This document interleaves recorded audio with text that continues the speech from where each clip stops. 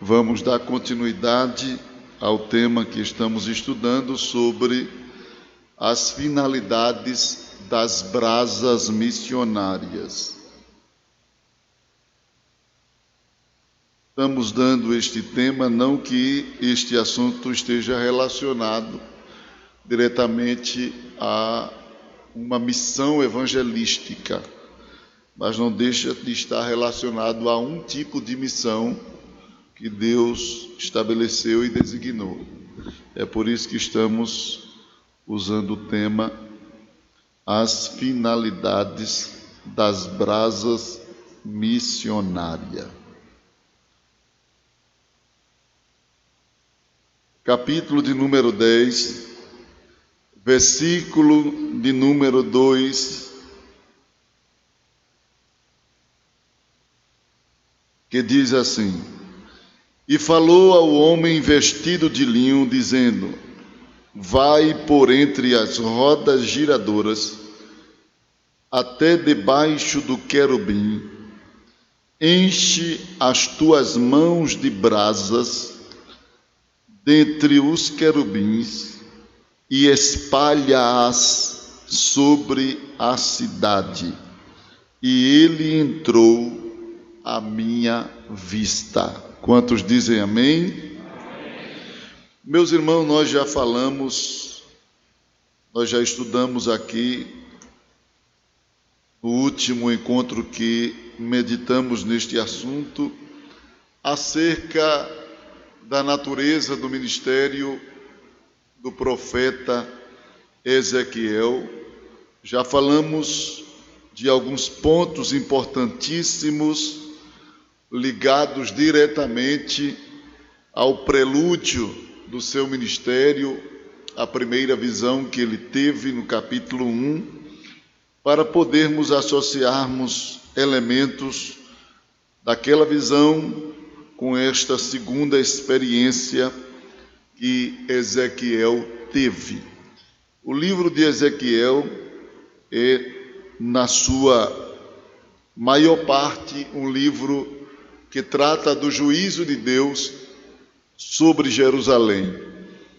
É um livro que muitas pessoas não gostam de ler, e principalmente aqueles que querem transformar a Bíblia em caixa de sorteio, aqueles que abrem a Bíblia e dizem: fale comigo agora, Jesus. Quando cai no livro de Ezequiel, ele diz: sangue de Jesus tem poder, que sabe que só cai juízo. Então, muitos não querem, aí diz: não, foi Deus não, eu vou fazer outro teste. Aí vai tentar fazer outro teste. Então, o livro de Ezequiel, para aqueles que andam errados, é um livro que até causa pavor, porque ele preconiza muito a justiça de Deus, o juízo de Deus, e um juízo sem acepção de pessoas. Deus julga desde a criança até os ministros do templo. Deus age com uma força tão grande de justiça nesse livro, que até Ezequiel sofreu, ficou viúvo. Ele disse que pregou de manhã e à tarde a mulher dele morreu. O juiz veio até sobre a casa dele. Então, é um livro aonde revela-nos duros juízos de Deus sobre os que trabalhavam no templo e faziam coisas erradas, sobre aqueles que viviam em amotinação, fofoca, contenda dentro do templo. Este livro é o livro que fala sobre o tratamento de Deus com essas pessoas. Porque às vezes a gente pensa assim: Senhor, tu não vai julgar não? Tanta coisa errada aí dentro das igrejas, no meio da comunidade evangélica, e às vezes a gente pensa que Deus não está nem aí. A gente é tentado a pensar que Deus não vai agir, mas só que Deus age, Deus tem prazo, Deus tem um limite para a medida do pecado das pessoas. E quando as pessoas atingem aquela medida, o juízo de Deus, ele desce iminentemente. Então, o livro de Ezequiel, para algumas pessoas, é um livro que causa pavor, porque ele trata do juízo de Deus, mas também é um livro que revela a segurança na vida daqueles que se dispõem a servir a Deus, a cumprir o propósito de Deus, a maneira como Deus lida com os seus escolhidos. É um livro que nos leva também à compreensão das coisas celestiais. A gente costuma ver o céu pelo lado de fora, mas no livro de Ezequiel a gente vê o céu pelo lado de dentro, porque ele fala coisas extraordinárias. Ele fala coisas que existem nos céus, que talvez se não estivessem neste livro aqui, alguns de nós poderíamos duvidar, caso houvesse uma manifestação em nossos dias de tais revelações como esta. É um livro que comunica uma intimidade, a importância da intimidade com Deus.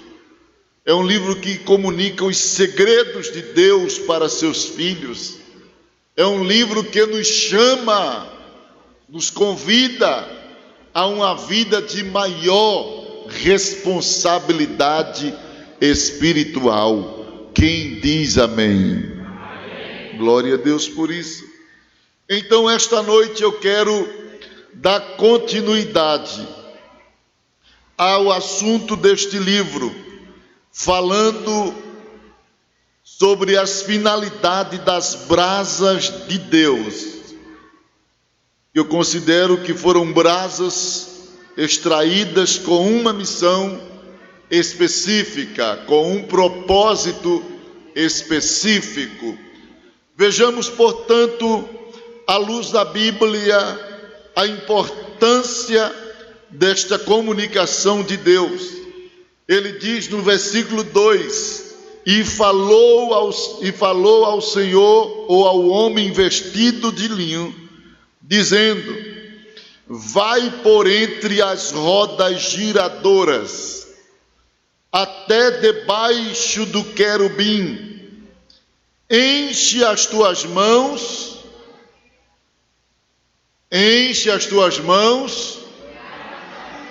de brasas dentre os querubins, e espalha-as sobre a cidade. E ele entrou à minha vista. Percebam de que este personagem, que a Bíblia o descreve como sendo um homem vestido de linho, ele recebe uma ordem, uma incumbência: vai por entre as rodas giradoras.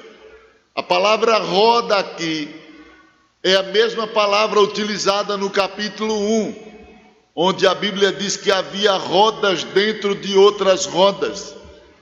E a ideia ali expressa, porque não dá para a gente trazer em figuras, rodas dentro de outra roda, é como que você pega uma aliança e coloca dentro de outra aliança.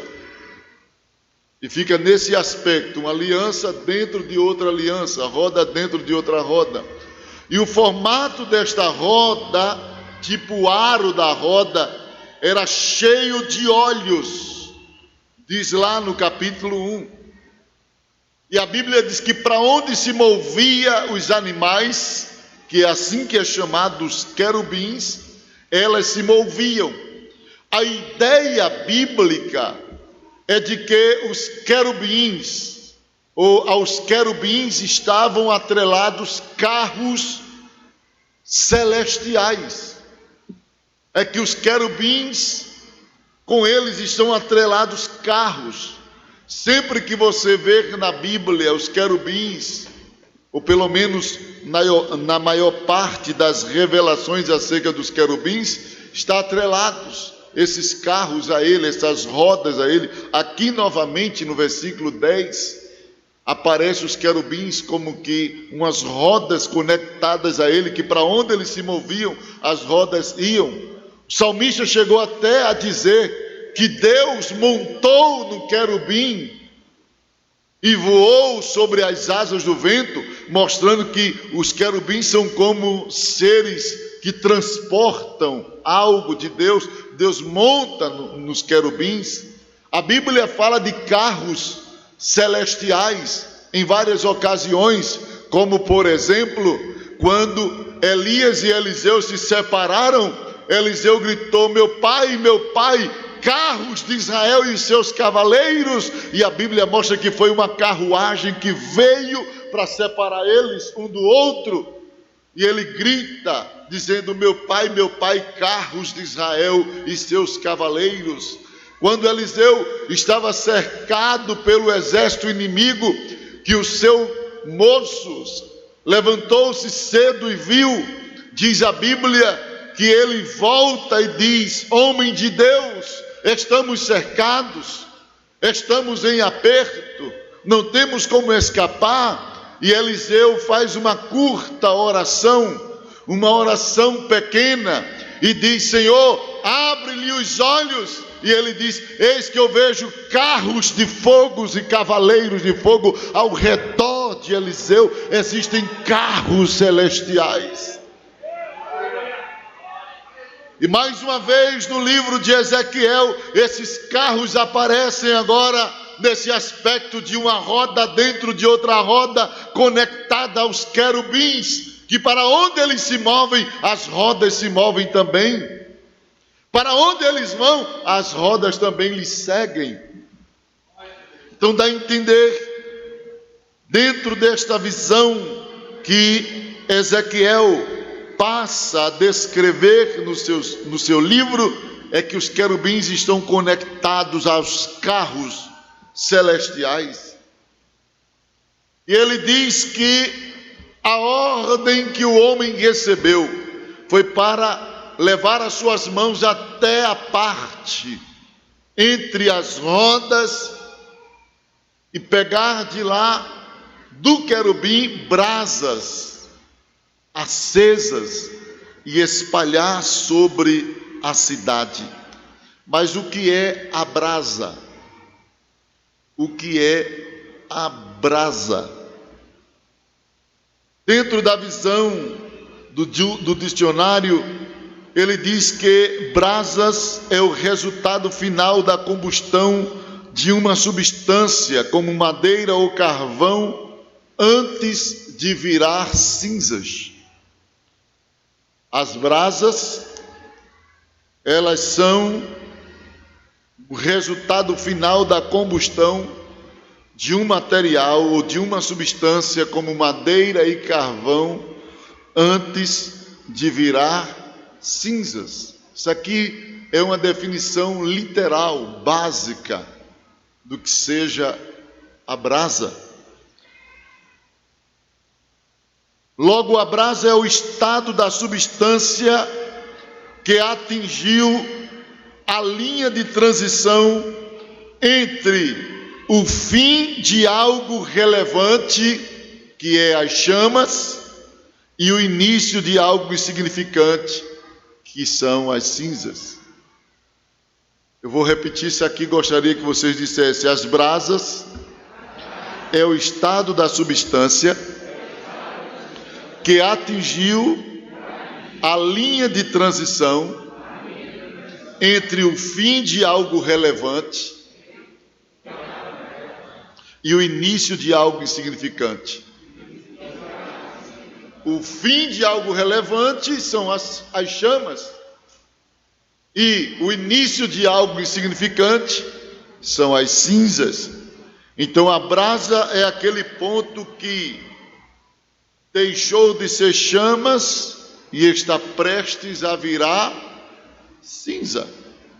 É aquele ponto dessa substância que perdeu as chamas e está num processo para virar cinzas.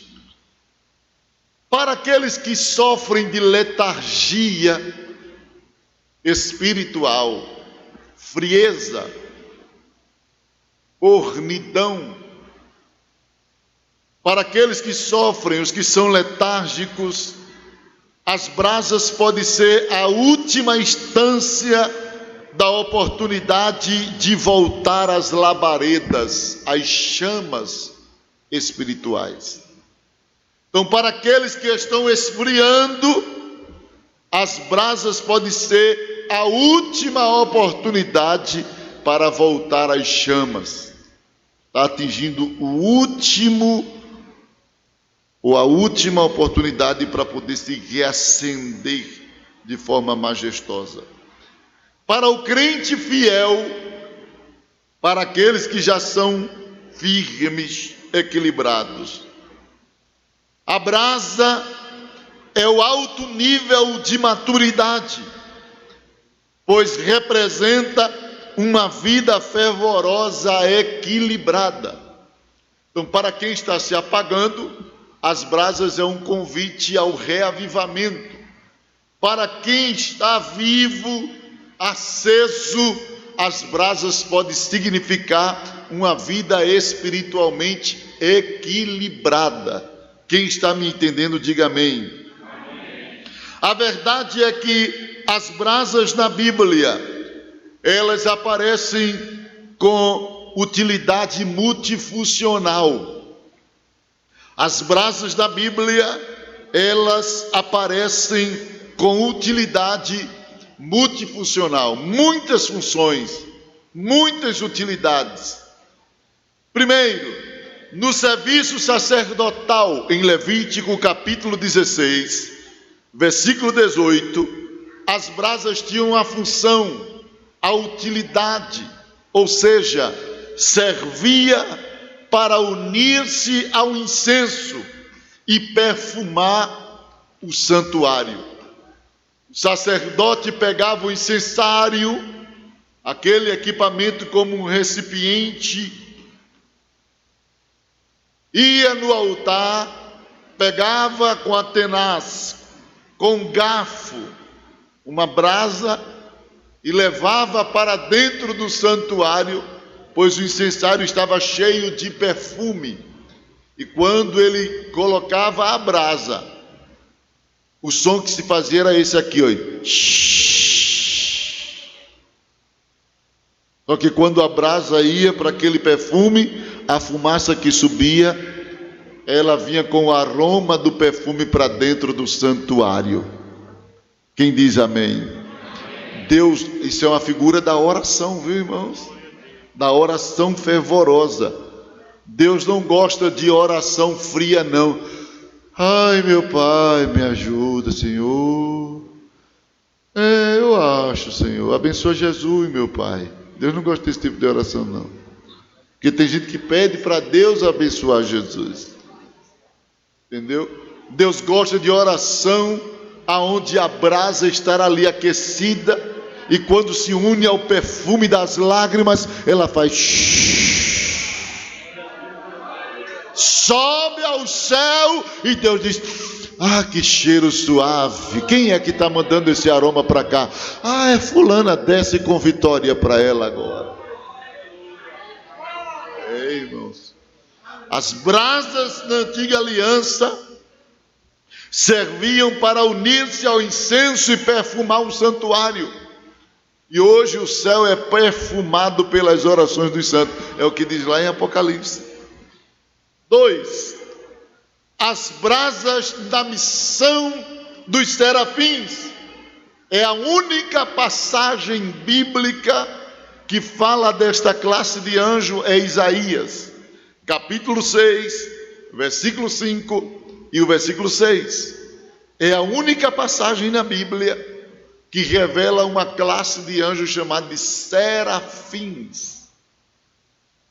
E para os serafins, na missão dos serafins, as brasas foram utilizadas para purificar o pecado que estava na língua de Isaías e transformar a língua pecadora de Isaías em uma língua erudita, como ele diz no capítulo 50. Então, quando ele tem a visão dos céus, do trono de Deus, ele grita, porque o homem só reconhece pecado quando se aproxima de quem é santo. O homem só reconhece pecado quando se aproxima de quem é santo. Quem vive uma vida errada e anda com errado não enxerga seu erro, porque estão todos no mesmo nível. Então, a maior prova que a pessoa está perto de Deus é quando confessa seus pecados, porque só confessa pecado quem enxerga, e só enxerga quem está perto da luz. Quando a pessoa não enxerga seus pecados, é a maior prova de que ele ainda está em trevas. Às vezes tem aquele dia, chega perto do Senhor, já vai chorando, meu Deus, tem misericórdia de mim. E ele acha que a casa caiu. Caiu não, é isso que Deus quer. É isso que Deus quer. Se você chegou perto de Deus e já chegou quebrantado, chorando, contando o que fez, você está dizendo: Senhor, eu estou tão perto de Ti, que quando eu erro, eu vejo logo onde eu errei. Senhor, ajeita isso aqui, conserta isso, Senhor. Mas quando o homem peca, erra, faz o que não presta e está nem aí, com o nariz empinado, que nada, rapaz, isso é besteira, sinal de quem está em trevas. Quem está em trevas não enxerga seu pecado. Então Isaías, quando teve a visão do trono de Deus, ele grita: ai de mim, que vou perecendo, pois eu sou homem de lábios impuros, e habito no meio de um povo de impuros lábios.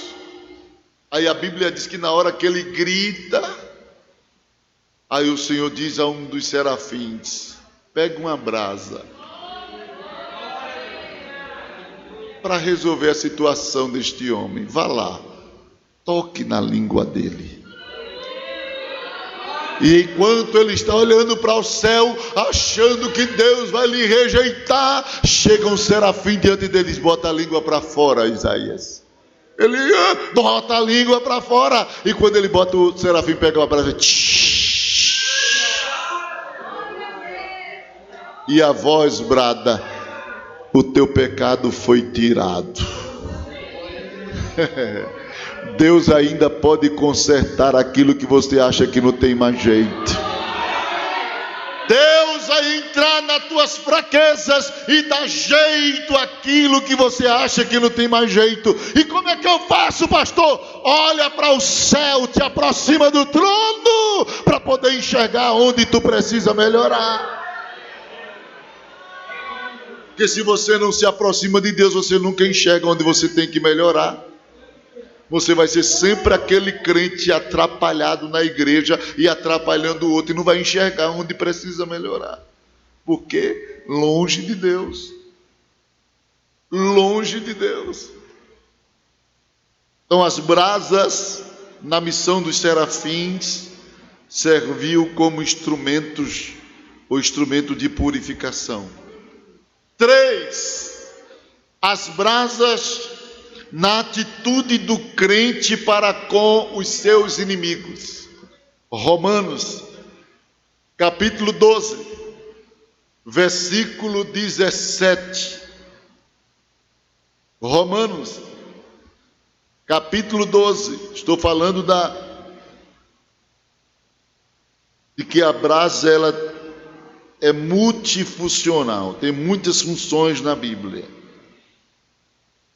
Romanos capítulo 12, versículo 17, Paulo diz o seguinte: a ninguém torneis mal por mal, procurai as coisas honestas. Olha, não sejais sábios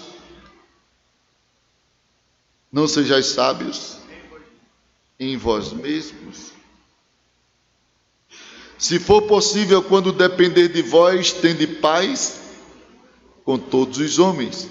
Não vos vingueis a vós, amados, mas dai lugar à ira, porque está escrito: minha é a vingança, eu retribuirei, diz, versículo 20. Antes, se o teu inimigo tiver, presta atenção, a Bíblia não está dizendo se o teu irmão que não gosta de tu, a Bíblia não está dizendo se o teu irmão que não fala contigo, não, está dizendo se o teu inimigo, está falando de uma situação muito mais grave, é um inimigo declarado, não é uma suposta inimizade. Ele está dizendo assim: se o teu inimigo, alguém que é comprovadamente teu inimigo, a Bíblia diz: se o teu inimigo tiver fome, faça o quê? Dá-lhe de comer. Irmãos, se para os inimigos a gente tem que tratar assim, imagina para os irmãos chatos.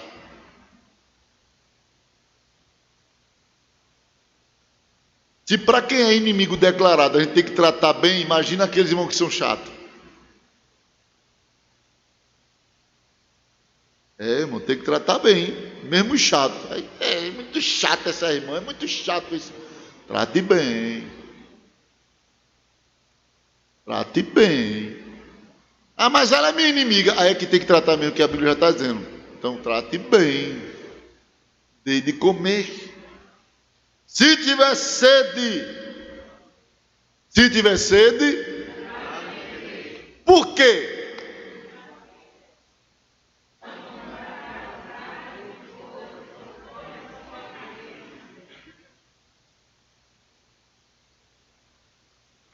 Porque fazendo assim,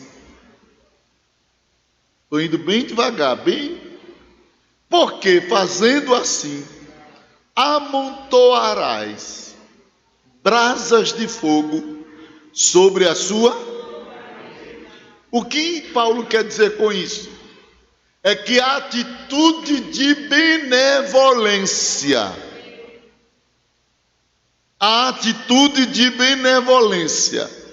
para aqueles que lhe querem o mal, vai ter uma função de brasa. Por que brasa? Porque vai queimar.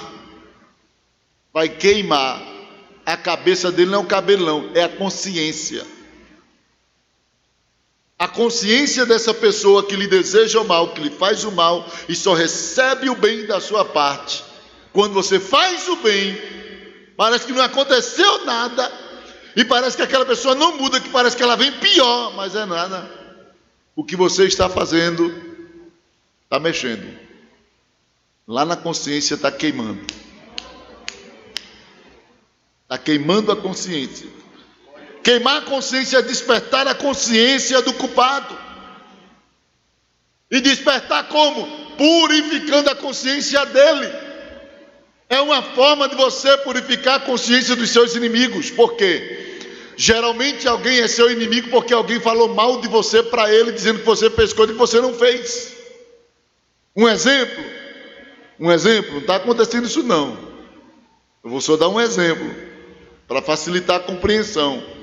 Imaginem que irmão Cícero diz ao presbítero Henrique, fale mal de mim para o presbítero Henrique: olha, o pastor estava fazendo isso e isso e isso, dizendo isso e isso do senhor. Aí o presbítero Henrique já fica meu inimigo, me olhando com os olhos atravessados. Só que toda vez que ele se encontra comigo, eu trato ele bem. O que é que vai acontecer? Ele vai entrar em conflito. Poxa, o irmão disse que o pastor era assim, o pastor só me trata bem, então a consciência dele vai queimar e dizer assim: não, tem alguma coisa errada aí. É irmão Cícero que está querendo provocar briga entre eu e o pastor. Porque pelo tratamento do pastor, ele está sendo despertado a ver a verdade. É isso que a Bíblia está dizendo. Quando alguém lhe trata mal, se tornar seu inimigo, trate bem. Trate essa pessoa bem, dê o melhor que você pode dar a essa pessoa, porque essa pessoa depois vai ficar assim: eu não entendo, eu faço mal a ele, falo mal dele e ele só me trata bem. Não, eu acho que o que fulano disse dele para mim é mentira, porque se fosse verdade ele não me tratava bem assim não. Talvez ele nem sabe do que eu estou sabendo. Aí a consciência daquela pessoa vai ser purificada acerca do mal que foi introjetado nela. Quem está me entendendo, diga amém. Então, brasas têm a função de purificar a consciência que está sofrendo equívoco acerca de alguém. E essas brasas aqui, ela é colocada pelos atos de benevolência, de bondade de um crente. Em quarto lugar, estou só mostrando diferentes funções das brasas na Bíblia, mas eu vou entrar no assunto de Ezequiel. Na experiência de Davi, segundo Samuel, capítulo 22, versículo 13... e Salmo 18, versículo 21. Abra Salmos em Salmos, abra Salmo não, abra em Salmos. Tem como abrir Salmos, não vai rasgar a Bíblia. Abra em Salmos 18, versículo 12. Eu disse 21, mas é 12. E é uma citação de 2 Samuel 22 e 13. Então, Salmos 18 e 12, as brasas aparecem aqui já numa outra função.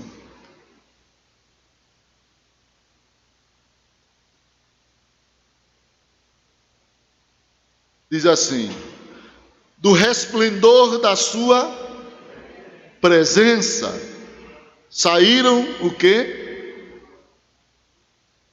Pelas suas espessas nuvens. Que foi que aconteceu? Saraiva e brasas de... Quer dizer que aonde Deus passava se acendiam brasas. As brasas na visão de Davi, na experiência de Davi, serviu para sinalizar a presença da glória de Deus. As brasas sinalizam também a presença da glória de Deus. Agora, veremos as finalidades das brasas na visão de Ezequiel, para mostrar que são diferentes finalidades. Então, voltando para Ezequiel, capítulo 10, versículo de número 2, 10 e 2 de Ezequiel. A primeira finalidade das brasas nesta visão, diga comigo, inflamar. Diga inflamar o missionário. Inflamar o missionário. A primeira finalidade das brasas nesse texto é inflamar quem recebeu uma incumbência, uma missão. Uma missão. Ninguém pode fazer missão sem estar inflamado pelas brasas de Deus. Ninguém pode fazer algo para Deus sem primeiro ser inflamado por Deus. Então percebam de que a Bíblia diz: e falou ao homem vestido de linho, dizendo: vai por entre as rodas giradoras até debaixo do querubim, enche as tuas mãos de dentre os querubins, enche as tuas mãos de brasas dentre os querubins. E qual era o propósito dele? Espalhar as brasas aonde? Na cidade. Antes das brasas queimar a cidade, primeiro tem que queimar a mão de quem vai levar. Antes de você inflamar a cidade, tem que primeiro ser inflamado. Ninguém pode fazer uma obra da parte de Deus de avivamento sem primeiro ser avivado. Ninguém pode pregar o evangelho se primeiro não receber o evangelho. Ninguém pode dar testemunho de algo espiritual sem que primeiro tenha experiência para poder testemunhar. Então Deus está mostrando a Ezequiel: Olha, Ezequiel, olha, assiste como é que funciona a minha obra. Quem faz a minha obra, primeiro tem que ser inflamado por mim. Tem que ser inflamado. Viu, irmãos? E veja que aqui ele se dirige a um homem. E antes de falar desse aspecto de ser inflamado, deixa eu mostrar quem é este homem aqui. Quem é este homem? A Bíblia revela-nos de que o homem vestido de linho nem sempre é a mesma pessoa nas Escrituras. A Bíblia fala de homens vestidos de linho em diferentes passagens. E eles não são as mesmas pessoas, até parecem. Por exemplo, no livro de Daniel, este homem é um ser celestial de categoria especial. No livro de Daniel, este homem vestido de linho, ou o homem vestido de linho, é um ser de categoria especial. Daniel capítulo 10, versículo de número 5. Veja aí, eu estou indo devagar porque agora a gente está entrando dentro de um assunto de revelação. E tem que ir devagar para os irmãos não estranharem. Capítulo 5, capítulo 10, versículo 5 e o 6. Capítulo 10 de Daniel, versículo 5 e o 6 diz assim: levantei os olhos e olhei, e eis um homem vestido de linho, e os seus lombos cingidos com ouro fino de ufaz. O seu corpo era como um berilo, e o seu rosto como um relâmpago. Os olhos eram como tochas de fogo, e os braços e os pés como um brilho de bronze polido, e a voz das suas palavras como a voz de uma multidão. Veja que Daniel fala deste homem vestido de linho, que se parece muito com o homem de Apocalipse 1:13, mas não é. Por quê? Porque em Apocalipse 1:13, o homem vestido lá é Jesus, aqui não é Jesus. As características podem ser semelhantes, mas não é Jesus. Por que não é Jesus? Porque no versículo de número 13, este mesmo homem diz assim, veja aí, capítulo 10, versículo 13: mas o príncipe do reino da Pérsia me resistiu por 21 dias, e eis que Miguel, um dos primeiros príncipes, veio o quê? Para me ajudar. Então este homem que ele viu aqui não é Jesus, porque precisou da ajuda de Miguel. Jesus não precisa da ajuda de Miguel. Este homem não é Jesus, porque no capítulo 12, versículo 7, quando ele aparece mais uma vez a Daniel, capítulo 12, versículo 7, ele faz voto, mas não vota em cima do seu próprio nome, faz juramento, veja: e ouvi o homem vestido de linho, 12:7, que estava por cima das águas do rio, quando levantou ao céu a mão direita e a mão esquerda, e jurou. Por quem ele jurou? Por quem? Por aquele, o quê? Que vive eternamente. Por aquele que vive eternamente. Irmãos, Jesus não jura por aquele. Jesus é Deus, ele jura por si mesmo. Aleluia. Então este homem vestido de linho, em primeiro lugar, não se refere a Jesus, refere-se a um ser celestial de categoria especial. E por que ele parece tanto com as características de Jesus? Porque quem anda perto de Jesus parece com ele. Amém? Assim como quem anda perto do diabo parece com Satanás. Quem anda perto de Satanás parece com ele. Pode olhar, irmão. Tem gente que é todinho um diabo, e tem gente que é todinho Jesus. Eu conheço a história de um homem que viajou para uma tribo indígena e foi pregar o evangelho. E quando ele chegou lá para pregar o evangelho, pela primeira vez, Ele começou a falar o evangelho e começou a falar de Jesus. E os índios diziam: a gente conheceu ele. Mas Jesus agia assim. E os índios diziam: a gente sabe quem é ele. Mas Jesus agia assim. E os índios diziam: não, mas a gente sabe quem é. Não precisa falar dele não. Ele comia aqui com a gente. E aquele missionário disse: como comia aqui? Ele vinha aqui, falava com a gente, ria com a gente, chorava com a gente. Quer saber onde é que ele está? Aí o missionário disse: quero, aí vem cá. Aí levou ele e mostrou um túmulo. Esse Jesus que o senhor está falando, está ali. Ó.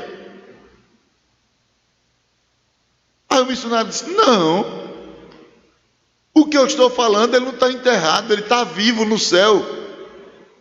Aí ele disse: mas o que o senhor está dizendo é igual àquele que está ali no túmulo. Aí o missionário entendeu que antes dele chegar lá, tinha chegado um pastor que era igualzinho a Jesus. Quando ele começou a pregar, os índios diziam: não, a gente conhece ele. Quem anda com Jesus se parece com Jesus. Quem anda com Jesus age como Jesus. Amém, meus irmãos? Reage como Jesus. É diferente de que quem anda com o diabo. Quem anda com o diabo é cheio de suspeita, é cheio de dúvida, é cheio de coisa, é cheio de... Olhe, mas quem anda com Jesus é amor, é fraternidade, é misericórdia, é perdão. É diferente. Então, por que esse ser celestial parece tanto? Porque vive perto de Jesus.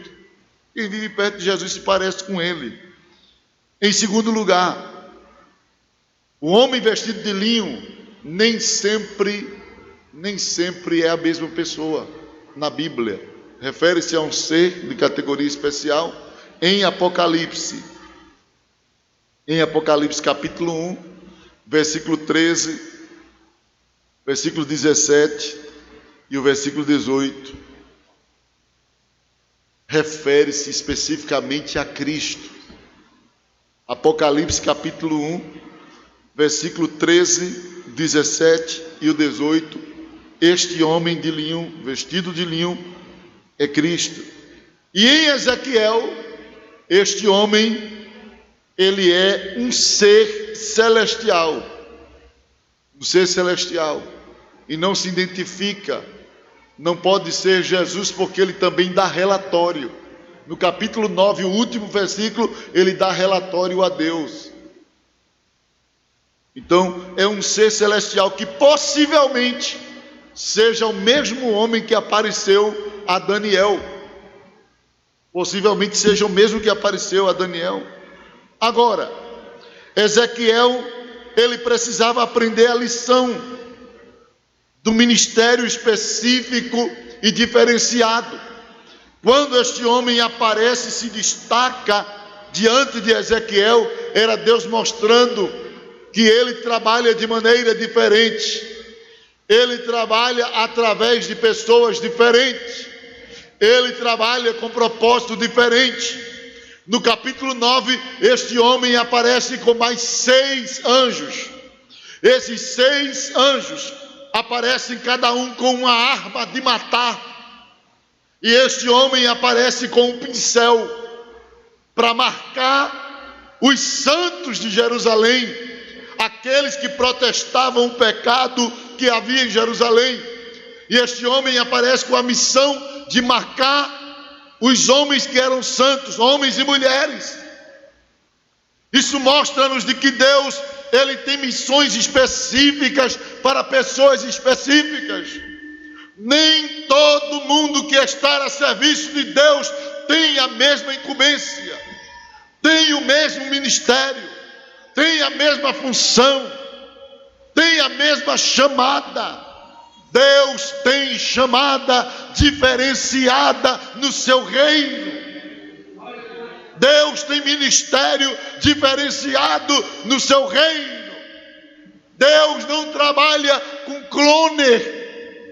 Deus trabalha com indivíduo. Deus não fez cópia. Deus fez indivíduo, pessoas diferentes de outras pessoas. Então não espere que as pessoas sejam igual a você.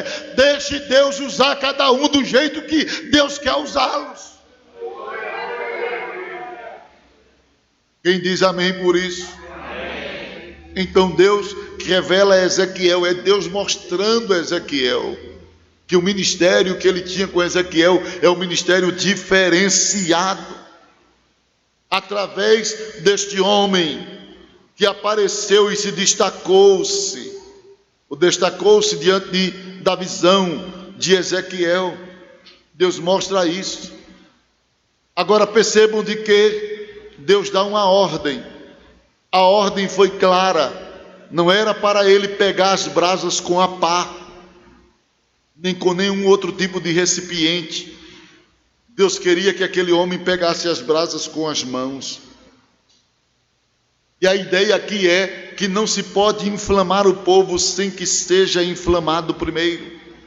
Isto é, não podemos dar o que não temos, nem podemos converter pessoas se ainda não formos convertidos. O grande princípio missionário é que a gente só pode dar o que a gente recebeu. A gente não pode dar o que não recebeu. Ei, escute aqui. Isso aqui é muito importante na vida da igreja. Você não pode ser o que Deus não lhe constituiu. Você não pode se constituir, porque vai ser reprovado. Havia uma mulher numa das igrejas lá do Apocalipse, que ela se nomeou profeta da igreja. E ela profetizava e dizia que era profeta. Quando Jesus escreveu uma carta, através de João, mandou uma carta para a igreja, disse ao pastor: eu tenho contra ti que toleras a Jezabel, mulher que o quê? Que foi consagrada profeta? Que foi consagrada missionária? Não, que se diz profeta. Tem pessoas que pensam que se dizer não, irmãos. A obra de Deus não funciona assim. A pessoa se delegando, se nomeando, se declarando. Isso é quebra de princípio. Nunca foi assim. Com Josué, Moisés pôs a mão sobre Josué.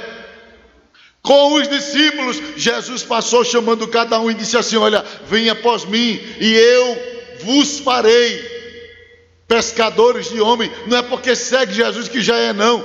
Eu vos farei. Você segue Jesus e Jesus ainda vai trabalhar para te transformar num pescador de homem. Tem gente que pensa, chegou a Jesus, já é alguma coisa. Não, ele vos fará. É um processo, é uma aula, é um ensinamento, é um caminho, é uma história para Deus construir um chamado. Aí tem pessoas que aparecem: não, eu vou fazer isso, eu vou fazer aquilo. Cuidado, irmãos, isto é quebra de princípio. O homem saiu para espalhar brasa, porque antes dele pegar a brasa, ele recebeu a ordem. Ninguém pode fazer sem ter a ordem, a delegação, irmãos. Eita lá. Eita lá. Pastor é atalaia.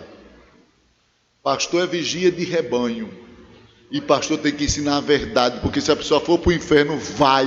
Não porque não ouviu a verdade, porque quis resistir à verdade. Se alguém vai para o inferno, vai. Não porque não ouviu a verdade, porque quis resistir à verdade.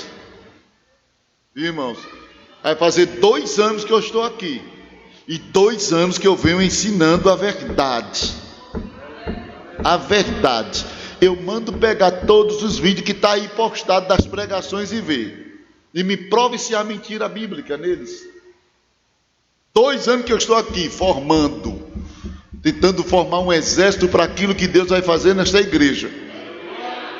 2 anos que eu recebi um chamado de Deus uma orientação do pastor e disse: ensine, forme, não se preocupe, não esteja preocupado com quem vai aplaudir, com quem vai fazer careta. Ensine, porque Deus vai preparar um exército selecionado de homens e mulheres que querem Bíblia, que aprendeu primeiro ser ovelha para poder liderar. Tem gente que nem aprendeu a ser liderado, já quer liderar.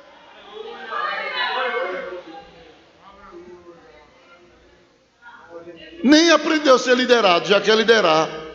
Meu Deus. Meu Deus. Mas Deus está preparando. Creia no que eu estou lhe dizendo. Deus está preparando. Tem uma mensagem que eu dei aqui, ainda era as cadeiras brancas, pode olhar lá. Eu dei uma mensagem aqui, essa igreja estava repleta. Eu disse assim: o vento vai soprar e as palhas secas vai voar. E ainda tem algumas palhas para voar ainda, viu, irmão? Pensa que já voou tudo? Foi? Voou nada. Só vai ficar quem é de verdade aqui. Só vai ficar quem tem caráter cristão aprovado. Creia no que eu estou dizendo, porque o que Deus vai fazer, irmãos, é coisa grande. Eu não estou com mentira. E quem ora sabe, quem anda perto de Deus sabe o que eu estou dizendo, porque Deus já tem revelado.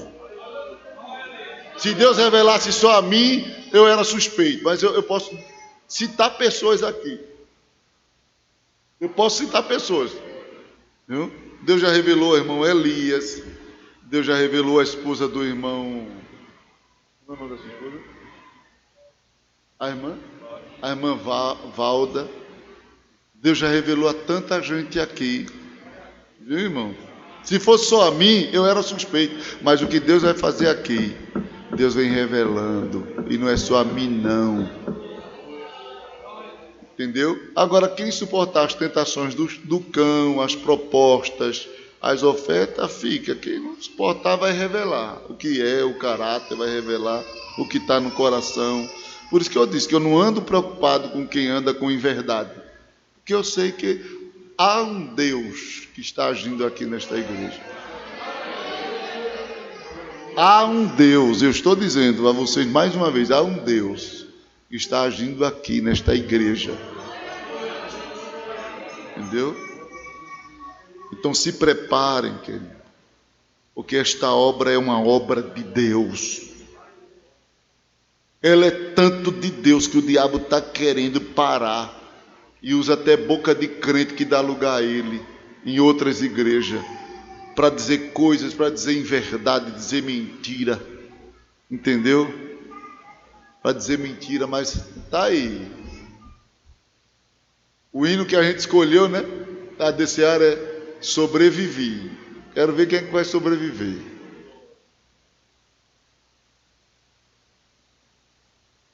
Então ninguém pode fazer uma obra sem antes receber a ordem, irmãos. A ordem certa, não é a emoção. Não é a emoção. Tem gente que quer agir por emoção. Eu estou sentindo. Se eu for fazer o que eu estou sentindo, eu já tinha feito tanta da besteira. Se eu fosse fazer o que eu sinto, irmão, já tinha feito tanta da besteira. Crente não anda pelo que está sentindo, não. Crente anda pelo que ouve de Deus. E o que ouve de Deus não pode contrariar a Bíblia, não, viu, irmão? Deus me mandou, traz para a Bíblia. Porque se quebrar princípio não foi Deus, foi o diabo transformado em anjo de luz na tua frente. E se quebrar princípio não foi Deus. O que ouve de Deus não quebra princípio. Então traz para a Bíblia. Porque esse negócio, Deus me disse, está indo contra as Escrituras, então não foi Deus. Deus não vai estar distorcendo a palavra dele. Deus não é duas conversas. Deus não tem um caráter dobre, não, irmão. Deus é firme naquilo